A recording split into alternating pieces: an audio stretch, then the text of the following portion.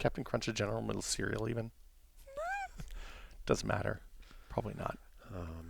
Actually, in episode 3, you said that Captain Crunch was a General Mills cereal, when in fact it's made by Nabisco. That's good errata for the next one. Yeah. How do we start this? We haven't talked about that. Because I think I say welcome everybody, and that's what I say for Still Untitled. Somebody pointed out. We could just start with hey everybody. I could just do theme music. Brad and Will made a tech pod. It doesn't have to be the same every week. Did I pick the wrong tense for that when I made that? I feel like it should be make. I say make every single time. I think that ship sailed. Yeah, I know. I think a number of ships have sailed already. Well, we can always change the name. I guess that's true. We're in charge here. Nobody can tell us what to fucking do. Who was it? Was it Wes Fenlon or somebody? Like Sweatpants is a really good name. Thought Sweatpants Tech was a really good podcast I assumed name. I would change that before we went live, and then I didn't. So, I mean, at some point we'll talk for a minute, like we are right now. Yeah. And then we'll just stop talking, and then the music. True. I think it just happened. Did it just happen? It might have just happened. Did you just cue the music? I don't know. Wait, you do the music. I don't do the music. It's true, I do. You're in charge of the music. This is all on you, That's man. true. Crap.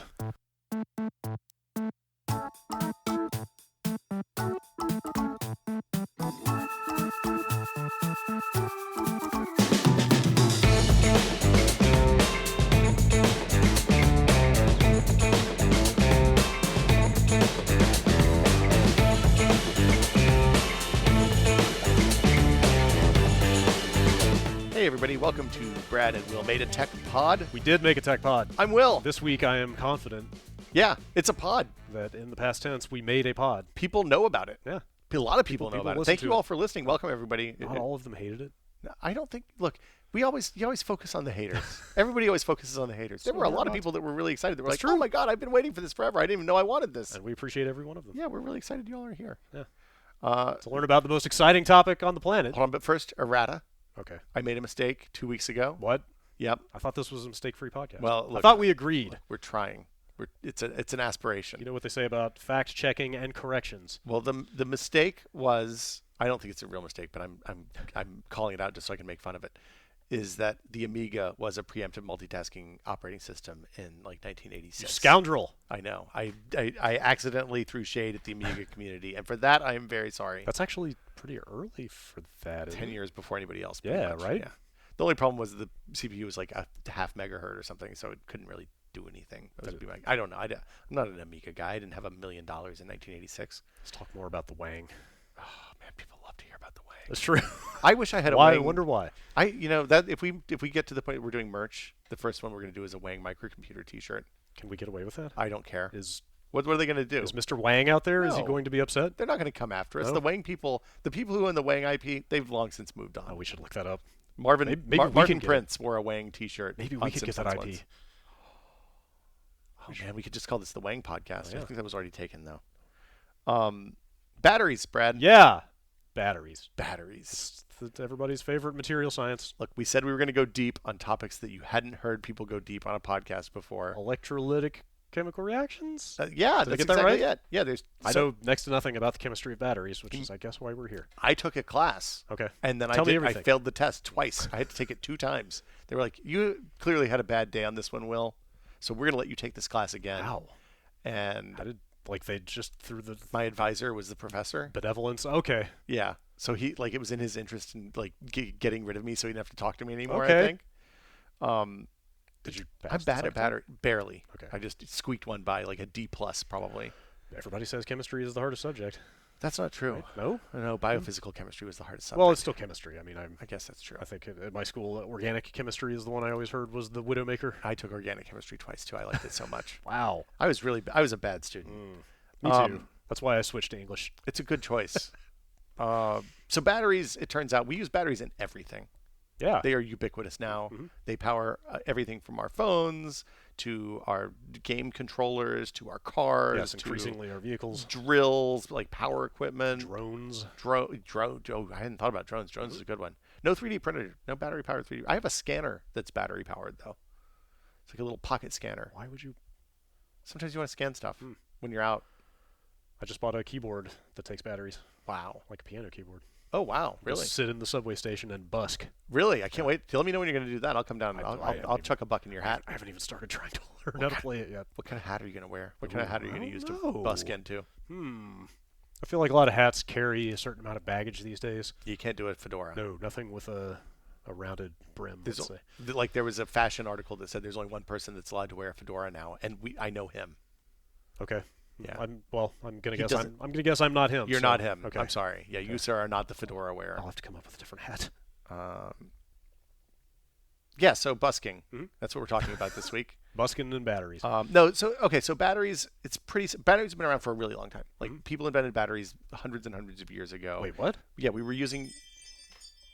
Speaking of batteries, I'm gonna. That's at Gonna put 6:56. that's okay. Let's Oh, you just just roll with it. leave that one in. Okay. Yeah, batteries. We've known about the electrolytic chemical reaction that causes an electric current to happen for longer than we really understood electricity. Huh. Like they used that to do electroplating and stuff like that in olden times. Okay. How old are we talking? I don't remember. I didn't look that up before we started What the podcast. form would a primordial battery have taken? Acid, lead, and Oh, sure. and Okay. nickel in Okay. the same vat Yeah. would cause weird things to happen to the like you dissolve copper or something in the acid and then you put nickel and iron or something in there and magic happens and the So copper comes What out. was the practical use for like metallurgy or something like If that? you wanted something to be shiny and I don't know what Right. they used it for. Okay. This is all stuff I vaguely remember from college 30 years ago, Brad. We're down the wrong rabbit hole am I- here, man. am We I have to exp- fact check. Am I exposing the boundaries? We are way beyond the boundaries of my knowledge here. Okay. So yeah, you have two half cells. There's an acid, there's a cathode and an anode, and basically what happens is you get electrons to move from one side of one half cell to the other half cell, and you can put something between those two things, Capture the electrons? and those electrons will make things happen. Okay. So all electricity is electrons moving through wires. Okay. That's where we start. Well, DC electricity. I'm about to ask questions that go in three different directions. It's fine. That's what Are those that's what free-floating we're here for. electrons? Or those are not peeling off from where they Um, are? I guess that's part of the I reaction. guess right? the reaction knocks them loose from the thing and I makes see. them go to the other thing. I see. Okay. So the electrons travel through the wire. If you put something in between the cathode and the anode of the battery, where electrons are at point A, they want to be at point B. If you put something between point A and B, then they'll do whatever electrons do to that thing. So if it's like an incandescent light bulb, it runs up the wire, it hits a piece of tungsten. The tungsten gets hot from the resistance of the filament, Gets excited. and then light comes out. Okay. Some of the electrons turn into photons, or they make the tungsten turn. Look, that's a different topic. I don't know that stuff. Fair. The electrons come back in. They deposit. They end up in the. Hold on. Cat is positive. They end up in the cathode, which is Okay. the positive end. You can remember cat because a cat's eyes are pluses. That's how I always remember that. Great mnemonic. Yeah. And So yeah, they're coming out of the negative end of the battery and going into positive, whatever but the thing yes. is that they're supposed to juice. I think usually we actually label the batteries backwards, so I'm not sure about that Huh, because okay. you think it's anyway. It doesn't matter. Yeah. So So are you saying electricity. you're actually recapturing some of that energy on the other end? No, Or is because it what just you're being wasted?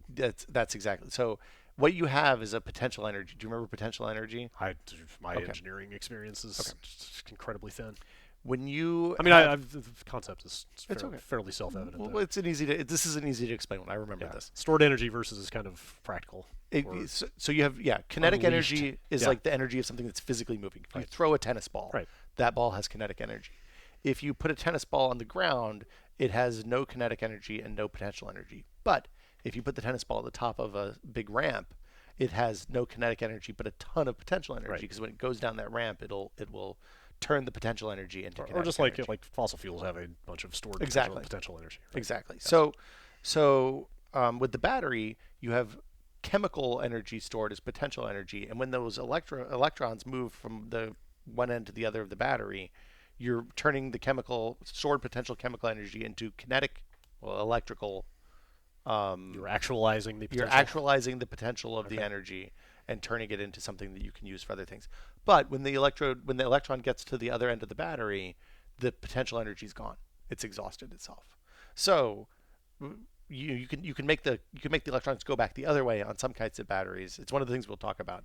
The difference between rechargeable and single-use batteries. Okay. So like on a AA Duracell, the non-rechargeable kind, you use that thing once and it's done. You have to send it off to be Sure, recycled. sure, sure. I think I was envisioning like excess energy, like more than is required to power whatever device you've got, whether it's like through motion or emitting light Well, or whatever. the thing about this DC electricity in this case, and in most of like the things that you're talking about, like a light bulb, there's no smarts. It doesn't turn off when it's not needed unless you physically disconnect the wires, right?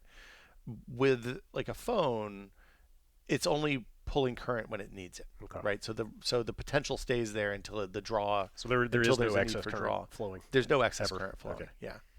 Um,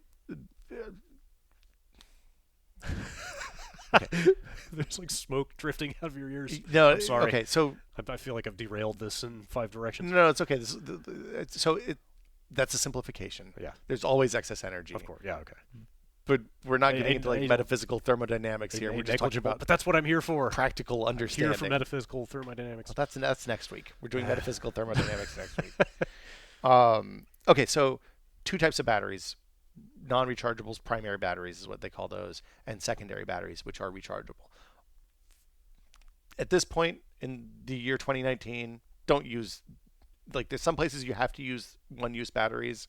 Like my daughter has toys that only work with alkaline batteries. I was going to ask, like, outside of your kind of off-the-shelf average disposable like AA's, are the primary type batteries even used anymore anywhere? Like, certainly not in mobile devices or cars or any of your kind of big consumer applications that I can think of. I mean, it's toys and flashlights and all the things you put AA's, AAA's. Oh, flashlights don't like rechargeables? Sometimes they do. Okay. I mean, I think Oh, you of know those what? as There flashlight are cells. a bunch of weird exotic battery types out there, right? Yeah, Like, you can get flashlights that are only lithium ion. Right. I had a Surefire flashlight that only took a weird. Oh, like an LR 122 Yeah, or I something can't like remember that. what it was. Yeah, It like was a some kind of really lithium weird- ion battery yeah. that wasn't rechargeable, Yes. probably. Yes. Yeah. So, for the most part, when we're talking about single-use batteries, it's those. It's specifically like AAA, AA, Heavy lifting kind of. C and D cell situations. batteries that you buy at the grocery store. Okay. As well as like watch batteries. Those even though they're lithium in a lot of cases, they're still not rechargeable. They're single use. Mainly because I think we don't have infrastructure to recharge them. Like you don't have lithium ion battery rechargers. But the reason we don't use those, the reason you shouldn't use those, is it takes about 50 times as much energy to make a AA battery as is contained within that battery. I'm not even going to feign surprise at that because you told me that figure did tell you before this, but beforehand, yeah. that's shocking. Like that's insanity. Yeah, to me it's to think about, and that's notwithstanding like the materials that go into, like the chemicals that go into it, and the other kind of material costs. Heavy metals, lead, acid, like all sorts. Like they're an environmental nightmare, Yeah. and they use a ton of energy to power your kid's toy. Yeah, that's ridiculous. Well, and like it wouldn't be ridiculous if there weren't an alternative that's available that's actually really good. Sure. So for consumer stuff, nickel metal hydride batteries, Sanyo famously popularized these with the Eneloop, but they also powered like old General Electric cars, like the EV1. You remember the red electric car from the 90s, the General Motors one? Vaguely. Did I say Mills? I meant Motors. I'm not sure what you Captain said. Crunch's electric car.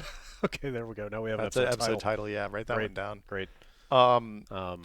No, so General Motors in the 90s made an electric car that was only available in California. What was it called? What was The the EV1 or make? EV0? Model? EV1, I think. Maybe Okay. EV0. Was it like experimental? Or Yeah. Did they actually sell it? Did No, they they actually only put leased it in it. dealerships. So Oh, you know it's an experimental car when the manufacturers only lease it. And there's a movie about it called Who Killed the Electric Car, which is about the big three making GM stop making this car, basically. And they canceled the lease. They recalled all the cars. They destroyed them all. I think there's one in the Peterson Automotive Museum in L.A. Huh. But yeah, it's a... Before they destroyed the economy, they had to destroy the electric car. It wasn't a good car. I believe it. It only had like 60-mile range or something like that. Not It much was- related to car development was great in the 90s. Yeah, that's right. From my memory. Yeah. Well, Did you- I mean... did you ever see a bag phone? Oh, I had a bag phone. Yeah, totally. My My parents rented one for like a couple months. Well, my dad had Or a bag leased it. phone because he needed it for work because he traveled a lot Okay. and Legitimate use. legitimate use. But when I would go on dates, he would make me take that thing. And he tried like I'm not sure if that's working in your favor or it was not a against good you. thing. No, it did not help. Was that one of the ones with the big magnetic antenna you had to plunk on top of the that car? that was an optional accessory you could add on. Yes. I remember one time he was like, "You have to carry this. You can't leave it in the car." because I had a station wagon. I had the old station wagon was my car, and I was like, Dad, I'm not going into the fucking movie theater with this ridiculous phone on a date. He's like, it's like the size of a handbag. yeah, it was big. It was heavy, and it probably had it was probably a nickel metal hydride battery if I had to Okay. guess. So the benefit of nickel metal hydride is that they don't discharge. They're low discharge batteries, so they'll stay charged for a long time. That's a generalization. I mean, I assume they do just very, very slowly discharge. They drain at a rate that is worse than an alkaline battery, but comparable, like in the same ballpark, as opposed to like NiCad, which were the first Were those generation. the awful ones from the 90s that I put into my Discman Yeah, and they would last that like had the memory effect? yeah. If you didn't discharge them fully and recharge them fully every time, then basically they would be like every time you didn't discharge them fully, they would have They that would be lose the that new much- ceiling That would of lose their that much capacity, yeah. right? And all of that happens because of the chemical reactions inside the battery. So, like basically in that one, you had to get all of the ions free in order to maintain keep the memory from happening. Nickel metal hydride doesn't suffer from that. They're low discharge, so you can charge them up, put them on the shelf, and they'll be good for like a year or two, and they'll still have some charge left when you need to use them. Um, that's why we use that. They used to use them in stuff like the Prius, like the first few generations of Prius were nickel metal hydride batteries. Some of the early pure EVs were. Now that Tesla has moved their lithium polymer factories, like the capacity for lithium polymer batteries has gone way up in the last few years, partly because of Tesla's gigafactories, but partly because of other increased consumer demand on laptops and phones and all that stuff. Um, so we don't use those. Nickel metal hydride isn't really used in new cars anymore, just in older cars. And Sanyo with the Eneloops started selling those probably about 10, 12 years ago. Yeah. Now. I think we talked about this when we were in the basement once, as Yeah. I recall, back in the day. But the nice thing about them is they're more expensive than AA alkaline batteries, but they're not super duper expensive. They're not that bad. Yeah, And like they hold a lot of charge for a long time, like you said. Like they were fantastic for, let's say, video game controllers that gamepads that you went through batteries Ah. rapidly on.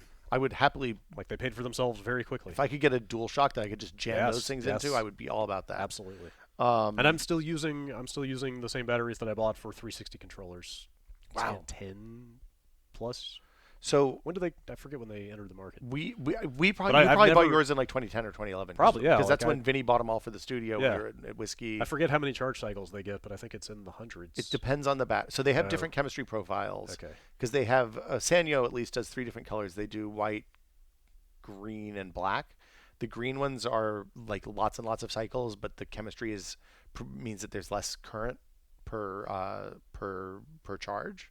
And the black is high current but fewer cycles. Okay. So I think the blacks are 500 charge cycles, the whites are 1500 maybe or 1200, and the greens are 2000 or 3000. Still, I something mean, if like you're that. charging them like once or twice a month, I mean, yeah. that's still a long time. Well, we use them like they work with RC cars. It's like my daughter has an RC car. It's powered entirely by those things, and it works great. And like once you buy them, they're good for a really, really long time. There's no reason not to use them. There are a handful of things in my house that just refuse to work. Hatchimals, because they have motors apparently. Great, good news, everyone. Actually, real quick, is Yeah. that is the weird chemistry inside those why I found like controllers like the controllers that come with my Windows mixed reality headset Mhm. and like the 360 control, like the ability of the software to gauge the charge level in the battery is terrible, Yeah, like completely inaccurate. yeah. It's because they're using a profile based on alkaline batteries. Okay.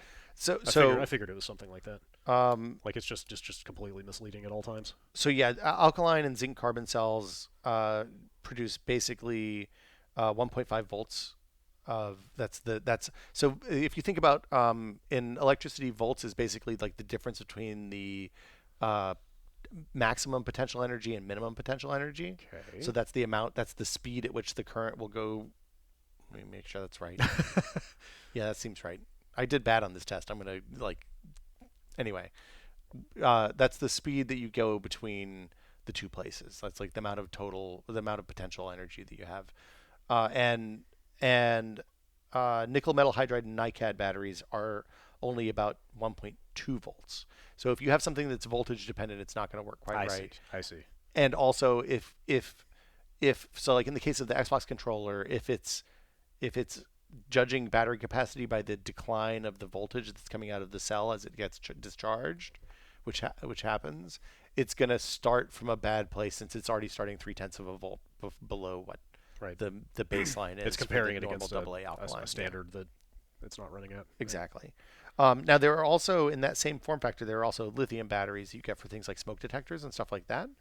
A lot of like a double A yeah. shape. Yeah, so you'll see. But those do not work in consumer electronics. It depends. Okay, is that it's just even more randomness or more of a guesswork kind of situation? People don't buy them by accident often because they're pretty expensive. But they're, like I said, they're for things. They need to be very long lasting for stuff like a smoke detector. Okay. Yeah, smoke detector. Some flashlights use those. A lot of smart home stuff does. Like I have a motion sensor in my living room that uses those batteries, and it only works with the 12. I would have totally not bought that sensor if I'd realized that it was a $12 battery recharge. But it's only once a year, so it's not. It could be worse, I guess. So yeah, that's cells. We were worried we weren't going to have enough material for this episode. I could just keep asking inane questions. Inane questions. That should have been the name of the podcast. Whoa. Holy crap! Yikes! I feel judged. No. You feel seen, Brad. It's true. So I had a battery experience this week. Yeah. Or last week, I guess. I mean, I think I'm sure most people listening to this, their primary experience with batteries these days is in mobile devices and maybe laptops. Yeah. So let's start with the important thing. If you want to make the battery in your phone and your laptop last longer, there's some simple stuff you can do. Okay.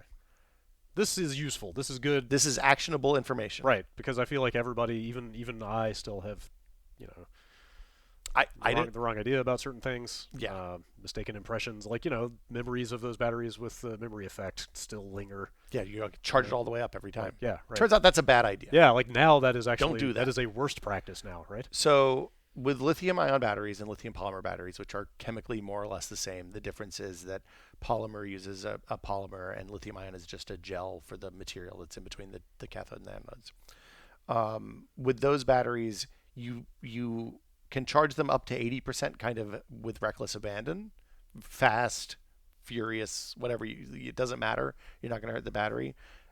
When you go above 80%, you start reducing the number of charge cycles. So if you charge your phone up to 100% and let it come down to like 95 and then charge it back up to 100% again, that was one notch off the charge cycle. See, I was horrified to learn this because my phone sits in a wireless charger all day, where it is presumably repeatedly going between like 98 and 100%. Well, if your phone has a smart, the caveat for all of this is that lithium-ion batteries and lithium polymer batteries need something intelligent controlling their charging. Because likewise, if they discharge too much, that's bad. You don't want to turn your phone. Your phone will turn off before the battery is fully discharged, so that you don't damage the battery. Right? If your phone turns off because the battery is discharged, you don't want to hit the button to turn it back on again like 10 times to try to get that one last text out, unless it's a real bad emergency. Yeah. You also don't want to operate that battery outside of the normal operating temperatures. So you don't want to be much above 90 degrees, 95 degrees. Definitely don't want to be above 120 degrees. And you don't want to be below, stop using your phone around freezing, right? Like you don't want it to be too much colder than freezing, and you definitely don't want it to be below 0. I knew about the heat because I've run into that problem, but I didn't realize the cold was equally a problem. Well, it's a chemical reaction. Okay, sure. And chemical reactions are dependent on temperature. Yeah. So if it's colder, the electrons move slower, and there's less of the reaction happening inside the battery. Same thing if it's too hot. There's too much happening at one time. Okay. So don't let your devices run all the way down if you can help it.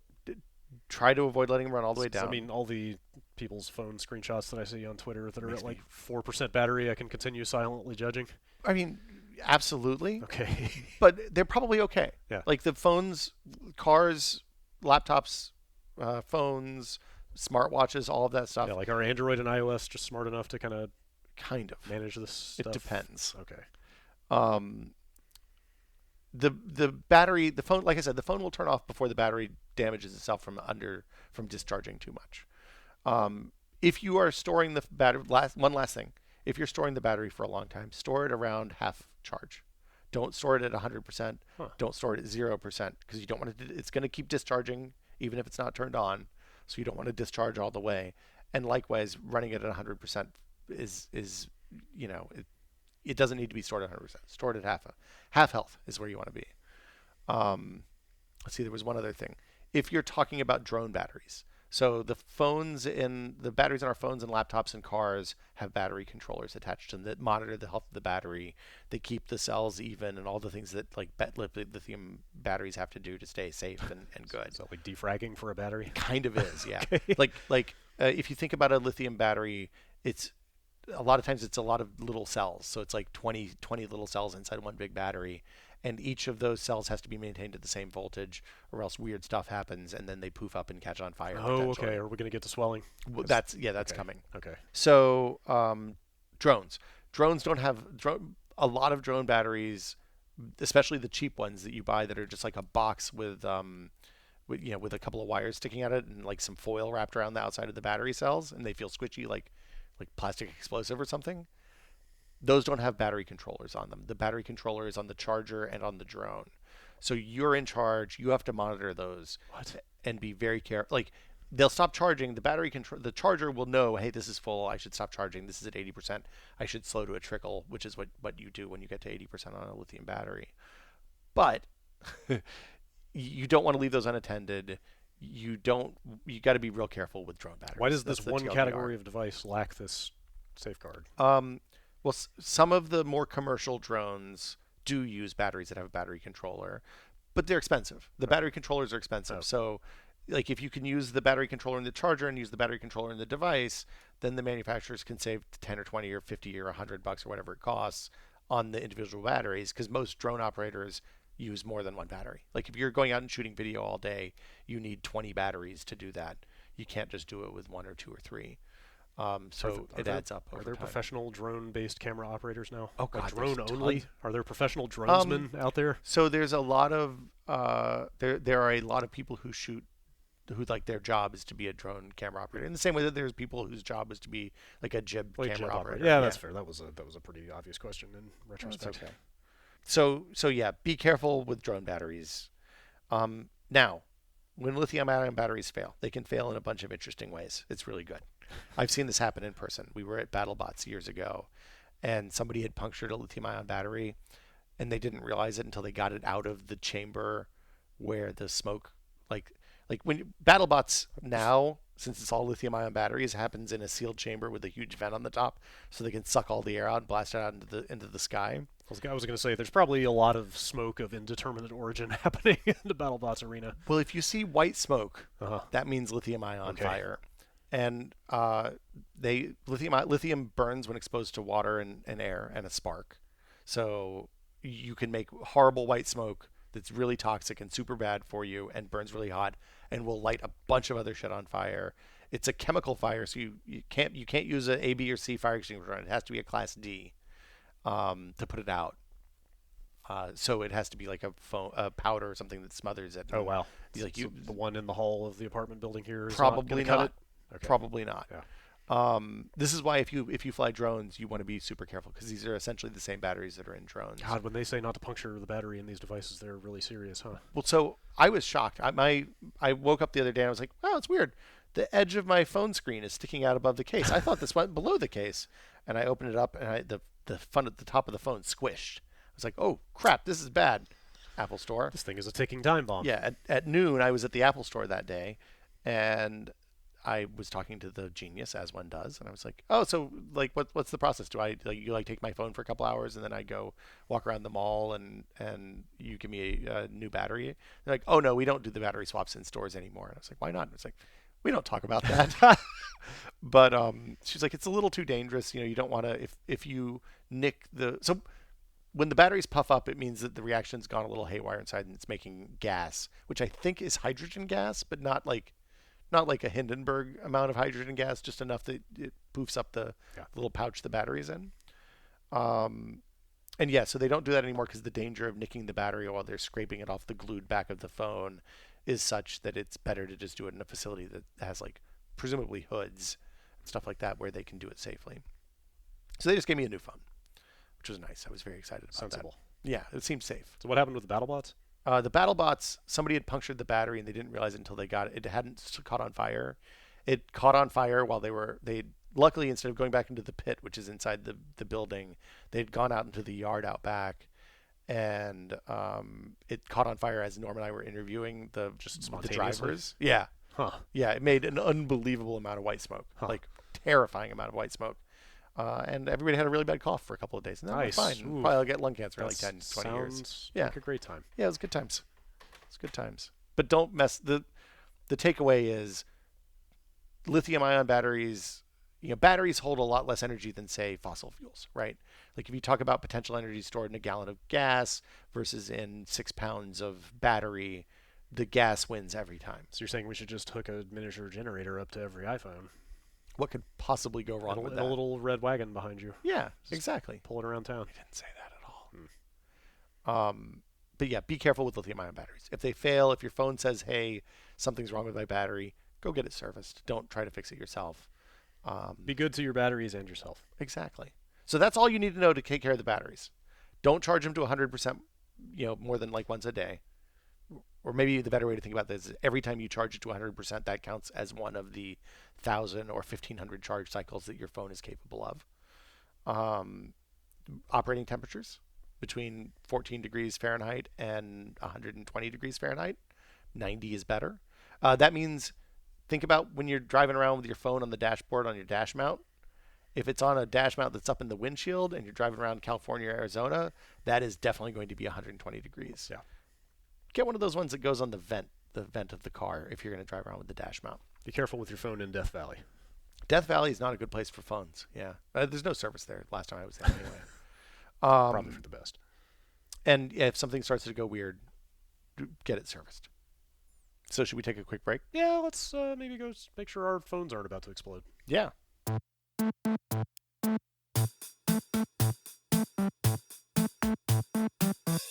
Hey, Will. Hey, Brad. Why are batteries so bad? Why do they continue to be bad? I thought you were going to ask me about mattresses for a minute there. What do you know about mattresses? We were doing the mattress voice. That Really? was the Brad mattress voice. I didn't know I had a mattress voice. Yeah, it was like you say, "Hey, Jeff," and then you guys talk about mattresses for like 3 minutes, and then it's back to video That's games. a little disturbing. Is that too much? That's okay. Okay.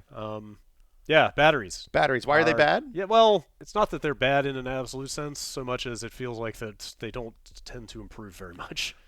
So here's a way to contextualize it. Yeah. You know how every year, except maybe not this year, but pretty much every year for the last like 8 years, every time there's a new iPhone, Yeah. hey, we have doubled the performance of last year's processor. Yeah. You never hear anything even remotely like that with battery. Like, have we just hit a physical wall Well, so with the chemical reactions, or like why are battery technologies progressing so slowly? part of it is that it's not necessarily that battery technologies are progressing slowly. It's that the semiconductor stuff progresses at an exponential rate. Okay. So like our processors are getting, Moore's law. It Oh gets yeah, of twice. course. It I mean, costs maybe that's a bad analogy or a bad comparison, but Well, but it's not. If you think about it, you're packing twice as many transistors every year for half the cost, or every 18 months rather. I mean that's slowed down in recent years, but we're doing way more work with the same amount of silicon, and the same batteries, the chemistry in the batteries hasn't substantially changed Right. for a long time. it's not like the molecules are going to get smaller or something like that. Batteries are progressing, but not at an exponential rate. So when you're comparing them against something that is getting faster at an exponential rate and using energy at a close to exponential rate in some cases, your batteries aren't going to be able to keep up. So either we have like the extra energy in the battery has to come from someplace. Either we have to make the devices bigger, which is what actually they did with the iPhones this year. Yeah. They're all a little bit thicker, and presumably a lot of that's for battery and I guess camera bump or whatever. But the battery technology is limited by, there's chemistry happening inside those batteries, and it's not like we can shrink the process technology on the chemistry and Right. make it run twice as long. Yeah, that's what I meant about the molecules. But so okay, Well, so it is your contention that batteries are advancing. Batteries are definitely like if you think about what's happened I don't actually have numbers for this. I should have got numbers for this, but if you look at like the amount of energy stored in a battery that will fit in my iPhone, the amount of energy that's in this thing is way higher than it was a few years ago. There've definitely been many incidences of people trying to pack more energy into a small lithium polymer battery than they should. and that's resulted in things like the Note 7 being prohibited from flying on aircraft. Okay. Vape pens exploding on people. Finally, the mystery can be revealed. Yeah, like it's a real fine line between, yes, we could probably make these batteries hold more energy and make your phone last more than just a day, but also a certain percentage of them are going to explode because you still have energy in there and it's got to go someplace. I bet there are a decent number of people who would take those odds. Well, or though, the other thing is your charge cycles may go down. So you may go from having 1,500 charge cycles on your phone to 500 charge cycles on the phone. Okay. And I don't know about you, but if I'm paying $1,000 for a phone, 500 charge cycles, not enough. Like you might be in a position where you need to replace the battery every year. Yeah, well, and so then the other thing about phones, especially, phones are a weird case, but we use them all day, and then they sit on our nightstand at bedtime, presumably charging. So if, like, I can't go from 1 day to 2 days, having a bigger battery on my phone doesn't really help me all that much. Sure. So there's there's a design conversation to be had there too, in that, yeah, if they could get 36 hours on the battery, that would be it's a marketing number that's really neat and sounds good on a stage maybe, but is meaningless for most people. Yeah. But although it may, having that extra capacity may put you in a situation where you never charge above 80%, and thus your battery charge cycles last for 3,000 charge cycles instead of 1,000. Okay. Which is not something, it's not to be. That's important. That's a good change. What's the magic capacity number these days? Is it milliamp hours? Is that so milliamp hours? Yeah. So if you think about the thing that you want to look at, if because like now that battery packs are a pretty big yeah industry unto themselves at this point, and that seems to be the rating they all go with. So if you think about milliamp hours are basically the number the if you fill a bucket with electricity, the units you use to measure that is milliamp hours. The voltage, the number we were talking about before, is the potential energy difference between the two sides of the battery. Okay. So it's like how high up the hill you're pouring the water down, so how fast the water will be going down through the sluice. But milliamp hours is how much water is in your bucket in that metaphor. Okay. What do you think the just the kind of R&D investment is in battery tech these days? Like, who are the major players? I mean, are any phone makers making their own batteries, or are there just kind of shadowy boy, I don't have any idea. Well, like industrial entities that are they're big in the battery market, I wonder. I mean, I know that the car manufacturers are spending a lot of money on battery stuff now. So take first question first. The stuff that I read indicated that battery technology is between an 80 and $100 billion a year industry. Okay. So safe bet there's some R&D going on. So I would expect there to be hundreds and hundreds of millions, like high hundreds of millions or low billions of dollars worth of investment. I mean, again, this is just kind of my layman's perception of, like phone charge lifetimes or the amount of time you can use a device is not necessarily going up significantly. So that's exactly right. Yeah. But actually it is, because we're getting better at the other side of this is that the battery controllers are getting smarter. So even in like the new iOS, it's smarter about not burning your charge cycles by going from 95% to 100% 6 times overnight or something like that. One of the things, like there's a ton of research happening, and this is happening because you see those stories come out every few months that are like, hey, battery breakthrough, so-and-so at Lawrence Livermore has discovered this, blah, blah, blah. It's going to change the way batteries work forever. And then nothing ever comes. Yeah. Or it takes, I mean, realistically, when you see one of those articles, it's like, hey, some dude in a research lab figured out some cool shit, and it's 5 years away. Like at the molecular level, right? Yeah. Like nobody's figured out how to apply it. Well, so nanocapacitors are one of those things. So a battery uses chemical reaction to store energy.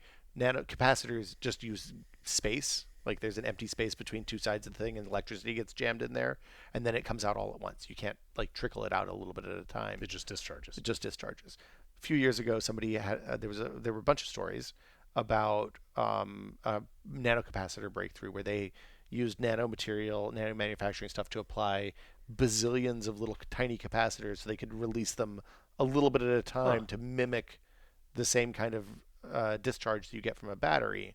And the neat thing about capacitors is there's no chemical reaction, so there's no memory, there's no like charge time or discharge time. Interesting. You just pour the electricity in there and it's good, and then you pour it out and it's gone, that and literally then you pour is it back just in there again. Electricity bucket. It is an electricity bucket. Okay.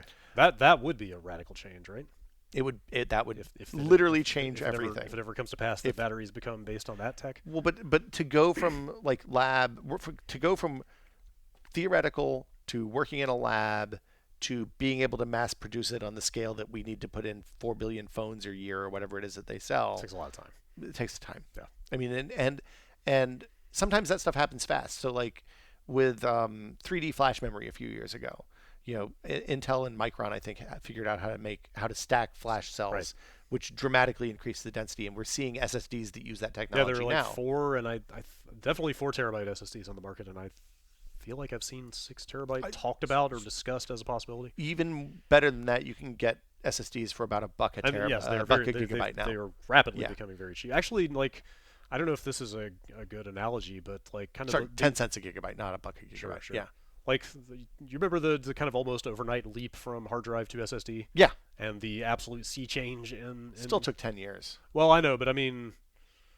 I guess what I mean is, like, the second you got one, you realized you were never going to go back, right? Oh, yeah. Like, It was a the life-changing I'm talking event. about just the kind of hands-on, like, change in usability. Yeah. Like, do you think that we're ever going to see a kind of overnight sea change like that for battery tech? I mean, it'll... I mean, like, the nanocapacitor stuff you're talking about sounds like that if it ever comes to market. Well, and there are probably 10 other technologies that are like in the same kind of like theoretical space right now, right? Like things that you read about articles in Scientific American or whatever. I look, Bill Gates once famously said that you're never going to need more than 640 kilobytes of RAM in a computer. Bill Gates said a lot of things. Right. The point is, it's impossible to predict that. Yeah, I of think course. undoubtedly there's enough people spending a ton of money and dedicating their careers to figuring this stuff out. Somebody will figure it out, Okay. and then the ones that roll out fast, like the 3D flash memory, roll out because that was able to be built on top of existing manufacturing processes that were already in place. So like they didn't have to go out and invent a whole new manufacturing technique and build out new factories and all this. They could just make some changes on the existing line, put in one new machine in the factory, and boom, all of a sudden the flash is stacked up on top of each other, and I can buy a 2 terabyte drive for like $189. Okay. So the key takeaway sounds like is that we're not necessarily stuck with the same old chemical reactions forever. No, I mean That's just the best way forward as of right now. yeah, I think that's fair. Until something better comes Until we figure out the 0-point energy stuff and we'll just tap into the quantum foam and suck the juice out that course. way. Just stick a cold fusion reactor in my phone. Gordon Freeman style. Yes, Yeah, nothing could possibly go wrong with that. certainly not. Yeah, so batteries, they're great. We Yeah, love them. I guess you know who thinks batteries apparently are great? Who? Daimler, the Oh, German I thought you were gonna say automaker. ICP. No, they probably. I thought they hated batteries. Oh yeah, it's magnets. Magnets. They love magnets. I- It's all EMF, man. I guess so. Yeah. Um, Why does Daimler love batteries? They Brad? they just and I'm not a big car guy by any stretch. Yeah. But I just happened to see this news story come across my feed yesterday.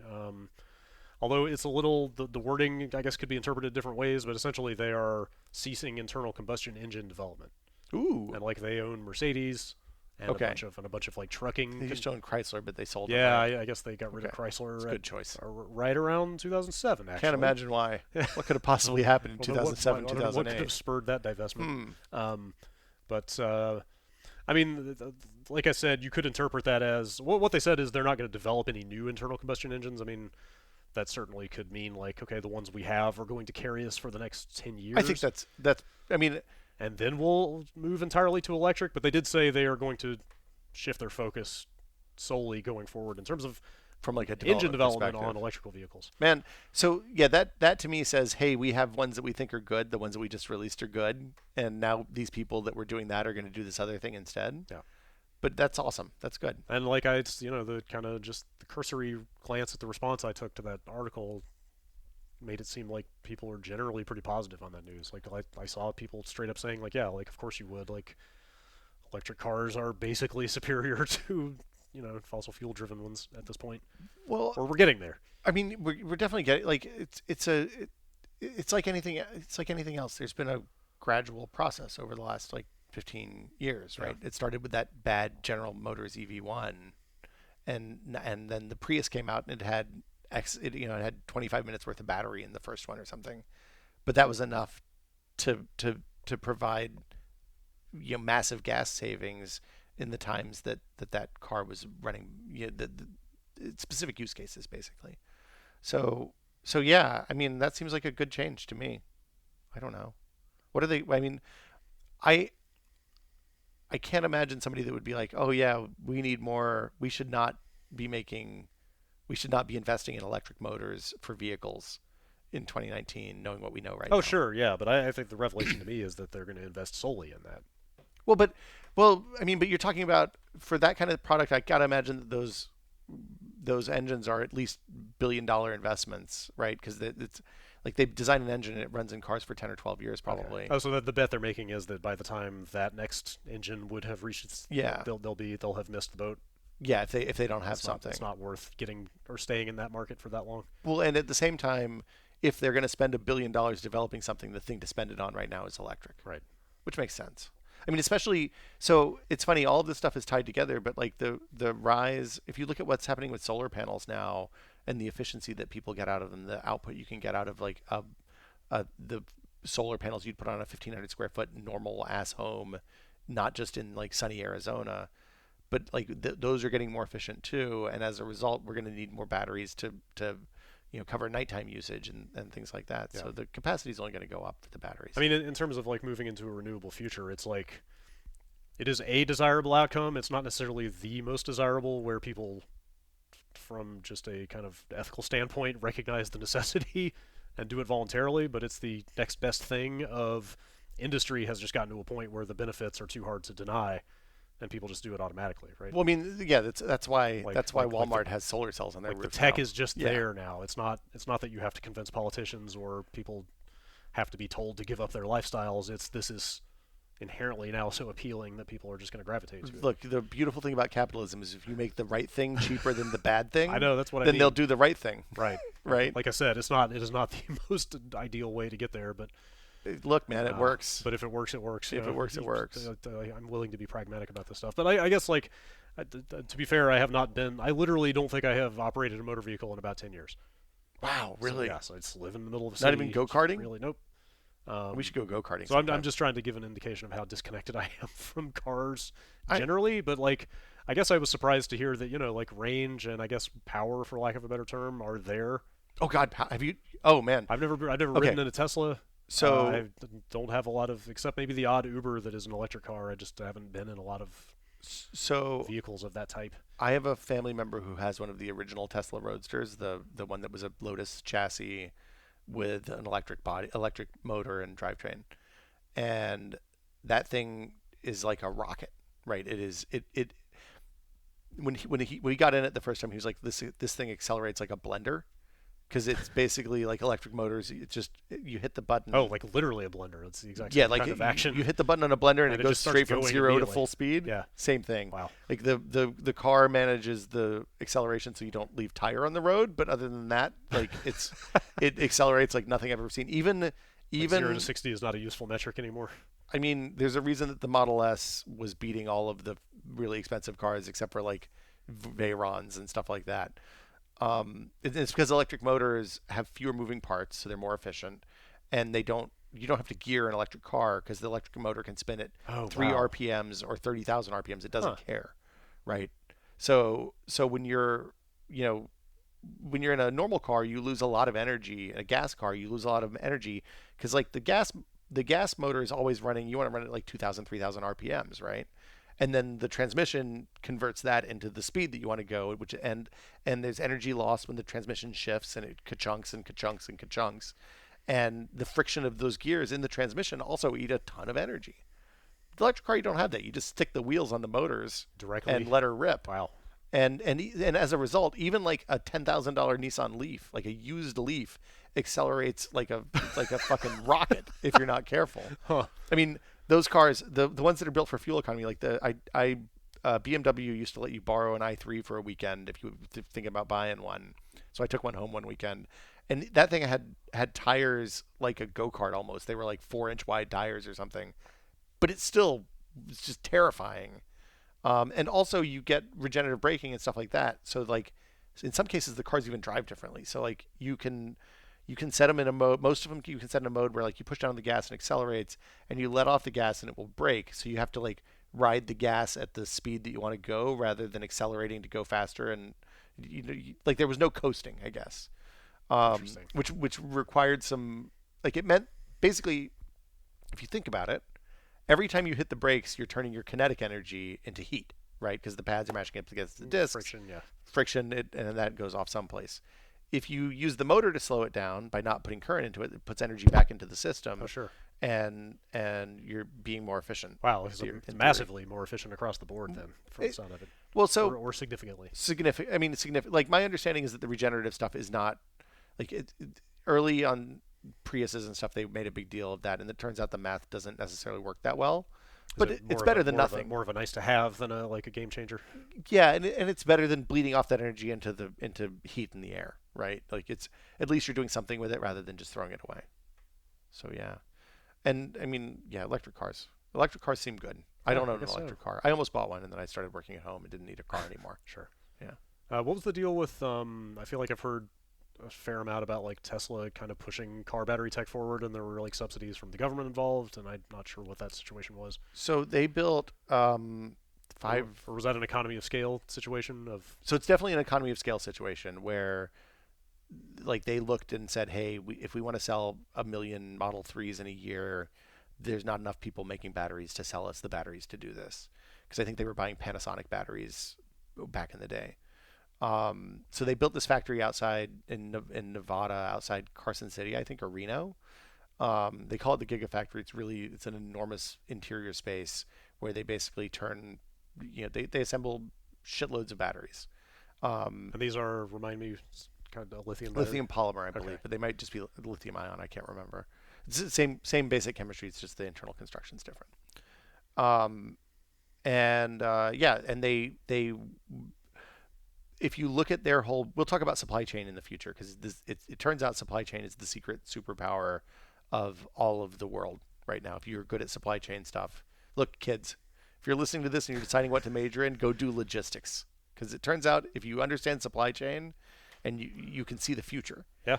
If you can make things happen, then you become indispensable. Tim Cook's in charge of Apple now. Pretty quickly. But yeah, so they were looking. The reason they started with the Model S instead of the Model 3, so the reason they started with a $100,000 car instead of a $40,000 car, is because they couldn't make enough batteries to meet demand on the $40,000 car. So they let the rich people buy the expensive car, and used the increasing sales of that over a period of 4 or 5 years to increase the supply of those batteries to the point that they could justify building their own factory and manufacturing themselves and doing all that stuff. So yeah, it's straight up like economics 101, supply and demand. The world did not make enough of the thing that they needed, so they figured out a way to get the world making enough of the stuff that they needed. Smart. We might not have to do a supply chain episode. That's the gist of the whole thing. There you go. What could be simpler? Yeah. If you want more, make people buy the thing that gets you the more that you need. Yeah. Words. What other battery stuff is there to talk about? I don't know. Did we cover most everything? Should I just fill the rest of this episode with purchasing advice about a UPS? Yeah, you want to buy a UPS? I need to buy a UPS. I actually think about buying like 3 different UPSs. Why do you need so many UPSs? Because I got different pools of electronics in different parts of the house. What do you need them on? I mean, my router's in one room and my Wi-Fi is in another room, so it would be nice to have both of those things could survive a brief power outage.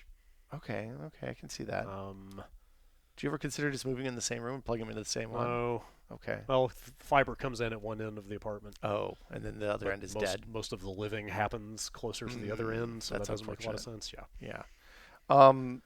So UPSs use lead acid batteries like are in your car. Yeah, I've obviously UPS. This is an uninterruptible power supply for anybody who doesn't know. Home UPSs use lead acid batteries. Oh. You can get a UPS for your house that's a lithium ion battery, lithium polymer battery, just like in your Tesla.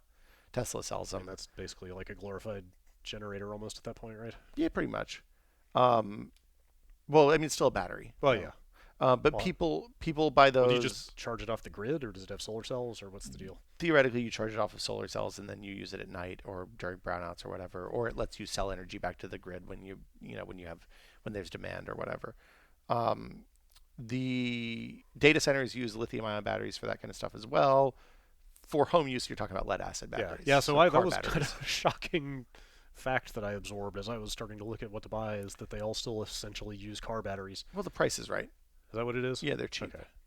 They're like lithium polymer, a lot of times your battery use is determined by the use case. So like you wouldn't want a lead acid battery in your phone because it would weigh 35 pounds and be like 5 times this size. It would be a bag phone. Get a good workout though. Yeah, the pros and cons, I guess. But for something that sits under your desk, plugged into the wall and never moves, and maybe your cat sits on because it's nice and warm, lead acid's fine. I see. Yeah. Okay. I always bought APC. I don't know. Yeah, I was looking at them, and CyberPower seems to be kind of a Yeah. Does Wirecutter even cover those? 6 of one, half a dozen of another. Yeah, Okay. they've got recommendations. Yeah, there you go. Yeah. That's 9 times out of 10 my recommendation is what does Wirecutter say? Yeah, that usually works. Yeah. They like CyberPower. They're okay.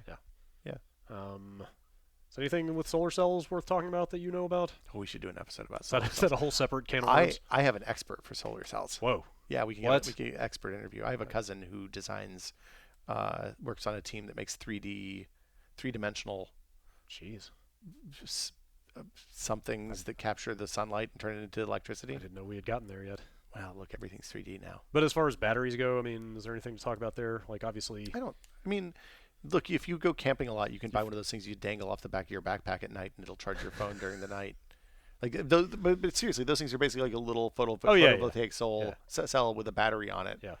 And it gives you just enough juice to, do whatever you do on your phone. I haven't been camping since, I've been camping once since I had a phone.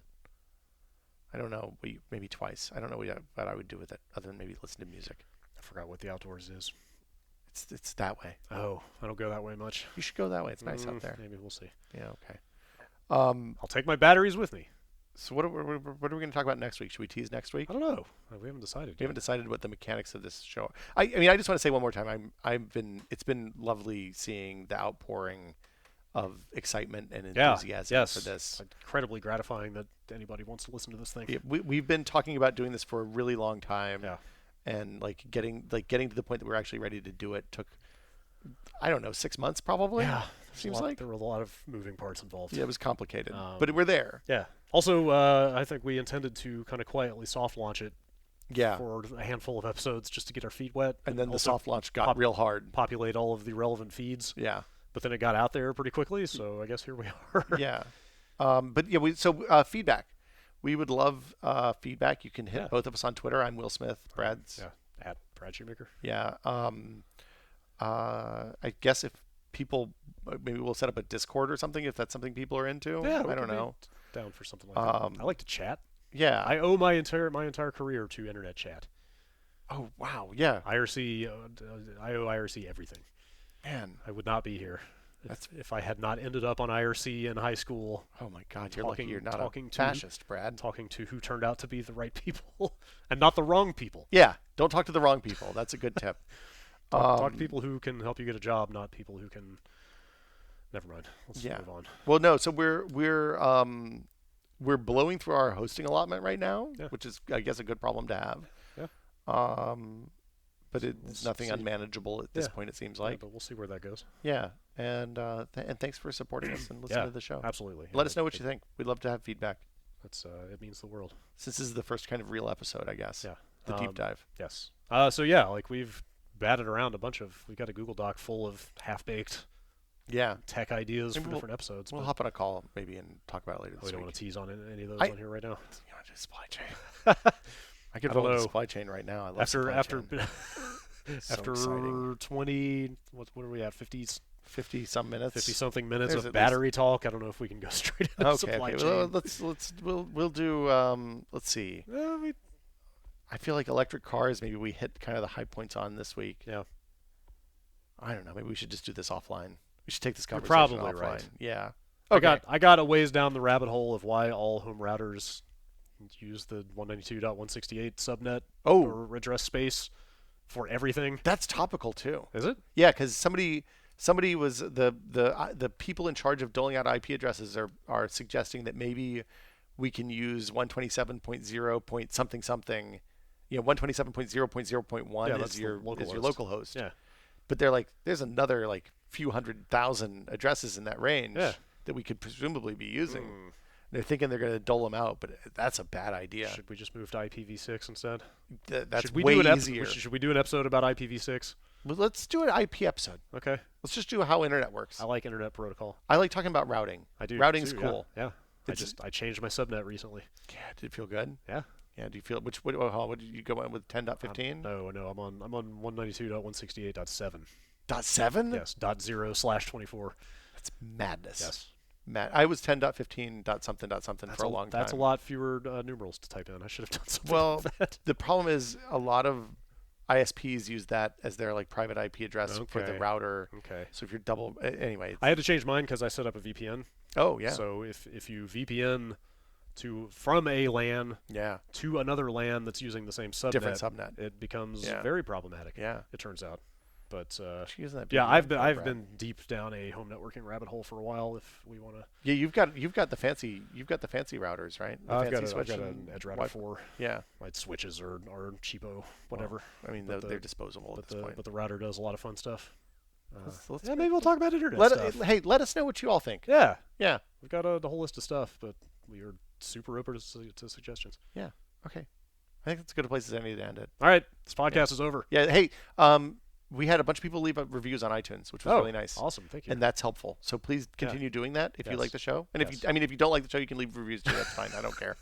But just leave reviews. Comment is good. All feedback is good feedback. Yeah. There's no such thing as bad publicity. So we're on iTunes, Google, Spotify, Pocket Cast, Overcast, all the places that scrape off of any of those places. If there's some place that we aren't and you would like us to be, I don't think we're on Stitcher because I had to sign a contract for that. And I didn't feel like that was I didn't feel in a contract kind of headspace. Didn't fit in with your posy lifestyle. No, I'm anti-contract these days. But yeah, if there's someplace else you'd like us to be, let us know and we'll see if we can add it there. And thanks. Yeah, thanks for listening. See y'all next week.